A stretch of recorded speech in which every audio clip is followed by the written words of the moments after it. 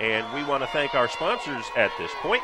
They are Wellington High School and also Seminole Ridge High School, the Palm Beach County Sheriff's Office, and Palms West Primary Care Associates, Muhammad Yaqub, MD.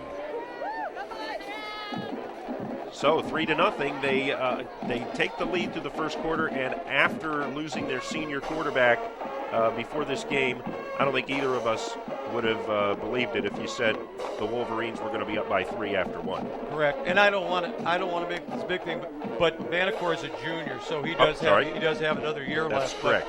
But you're right. Big surprise for me is the ability to turn Seminole Ridge over twice, and the negative part of that is not getting any more than 3 points. I honestly believe if they would have punched both of those in, that they'd have Seminole Ridge on the run a little bit. Well, a big drive coming up here, 3rd down and short. Wellington really could use a stop on this one because the Hawks have not been stopped from moving the ball. They've stopped themselves with 2 turnovers thus far in the game. You know, the safety's become a tremendous importance to Wellington because they're the last line of defense, and if they don't make the tackle, then it's going to be a really big game. So here we go. They give up the middle, and actually a very nice play by number 7, Alex DiNardo, as he kind of submarined in there and stopped the play before it got started.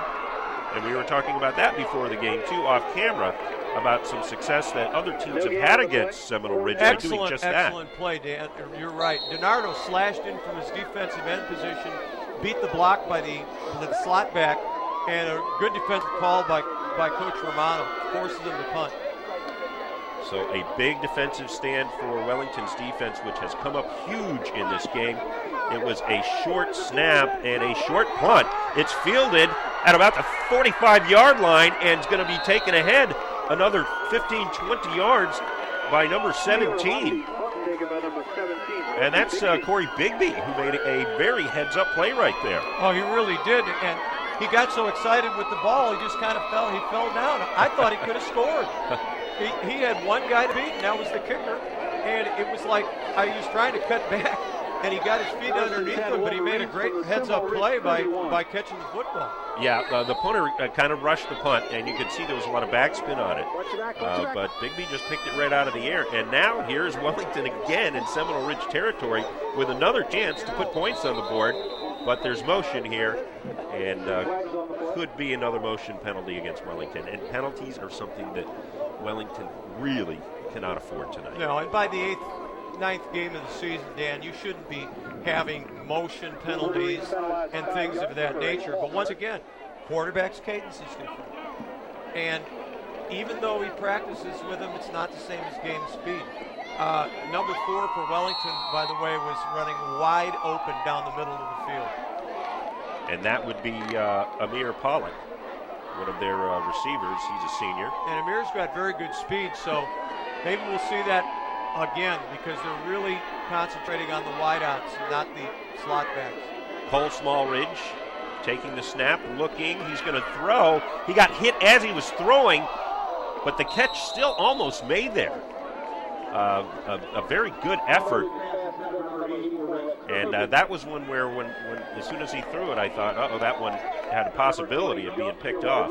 Well, Wellington showing a lot of trip receivers and double receivers, and really, I thought Kirby should have caught the ball. The throw was not that bad. And again, not a wide open receiver, but he is open when he's playing against a 5'5" corner. But give Wellington a little credit. They're now starting to do what you said. They should get this guy out here and throw a ball up that only he can come down with. And that certainly, that was one of them. So now we've got 2nd and long, 2nd and 15. Back to throw again, stopping, planting. Basically the same play, but this one is going to be picked off.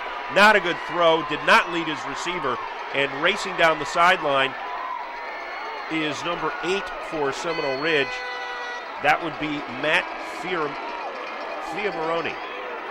Yeah, they were sitting in cover 2 zone, and Wellington tried to run a little wheel route out of the backfield and hit the second receiver. The corner did a nice job of staying home, and the ball floated. At any rate, Seminole Ridge back in business. Now they're going to pitch it off to the right, and Holmes makes a nice cut and dives forward for almost 10 yards, but there's a flag in the place that suspiciously looks like holding. It could be a holding call.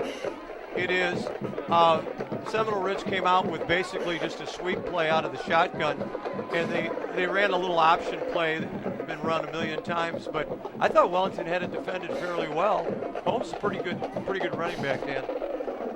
Yeah, you could imagine him playing on Saturdays in the not-too-distant future somewhere. But once again, Wellington's gotten every break in the book in this first half. A holding call makes it 2nd and 20. So Wellington continues to dodge bullets here. Coming up with the turnovers, though, you really have to give their defense credit. They've done an amazing job so far, because this Seminole Ridge team is not one that you easily gets kept out of the end zone. They scored 24 points last week against Park Vista, who, some would argue is not a very bad team. So here we go. It's 1st and 20 for the Hawks. Motion to the left there, and he's going to keep it, the quarterback, and a nice play as nobody accounted for Trevor Vanskoy as he scoots ahead for about 12 yards. Yeah, and a good hustle play by Romano coming from the backside. Jake did a nice job of staying in his path and making the tackle, because that was touchdown. Here's a replay. You can see the quarterback, no one had him on assignment, and you'll see Romano come from the backside, number 65, and make the play. And it's a good thing he did. And in an offense like this, there's a lot of people to account for, so sometimes the quarterback will get lost in the shuffle. Now, around the right side goes Holmes, but a great tackle there by number 65. That's Jake Romano once again. He's made 2 great plays in the row. The son of the head coach, and made 1 play downfield, and this time he stayed home on the reverse, which was outstanding, and held him to no gain. Okay, now see, he's wearing number 65, and I'm not seeing a 65 on the roster, but I will take your word for it that that's who it was. He's listed as number 39, Romano, but for whatever reason may not be wearing that. Another close to an interception there, as the pass falls incomplete. But well, I have to correct my interpretation of who made those plays. I see 39 out there, and that's Romano's number, but I don't see a 65, so I don't have any idea who that is. Number 65. But whoever he is, nice play. He's playing outstanding football. All right, so after that, it is now 4th down, and it looks like Seminole Ridge is going to go for it. Oh, no, they're not. They're going to punt. They are going to punt. Another low snap.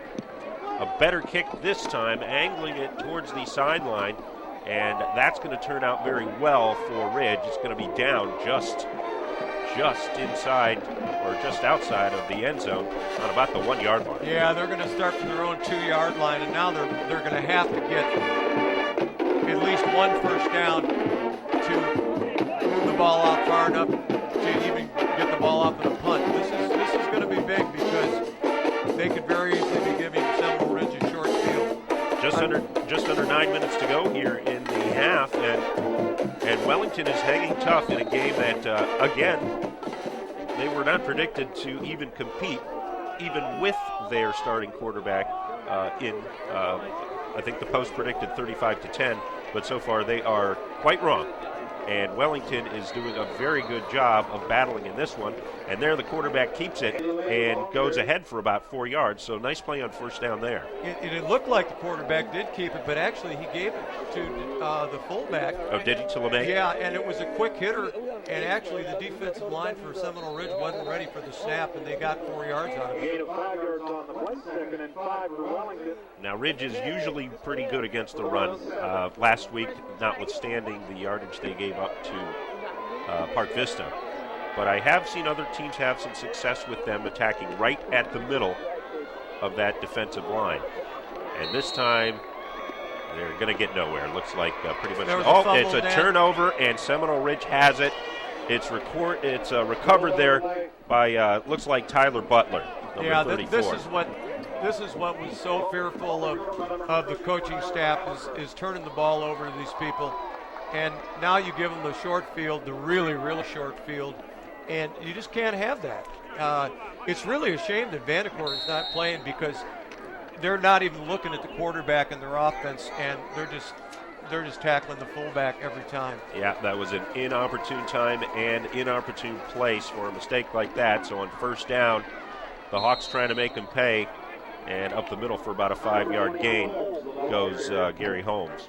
Yeah, Wellington's going to need a turnover here. They're going to have to make a couple really good plays like they did in the last series. Well, interestingly enough, a couple of weeks ago at West Boca, they did just that. Chris Thomas, number 44, the linebacker, picked off a pass right at the goal line and returned it about 60 yards. Not likely they're going to see a pass, though, and very close to getting in on that time, but not being stopped just short was number 6, Ellie Tureen. Yeah, the safety came up and made a pretty good play considering the hole, but it's going to be tough to keep them out of the end zone unless they might jump, though, and do something uncharacteristic because they've done a couple of those things tonight. Okay, so here we go, 3rd and goal at the 1, and it looks like Wellington's going to take a timeout and talk this one over. Yeah, Coach Romano wanted a timeout. Maybe he didn't have the right alignment in there, or maybe he just wants to tell his players who to key on when to get the ball here. And I have a feeling that they're going to just run power off tackle. So there's going to have to be some kind of great play because it looks like Seminole Ridge, Dan, is going to like 2-inch splits at the line of scrimmage. So it's tough for the linebackers to come slicing in there. Right.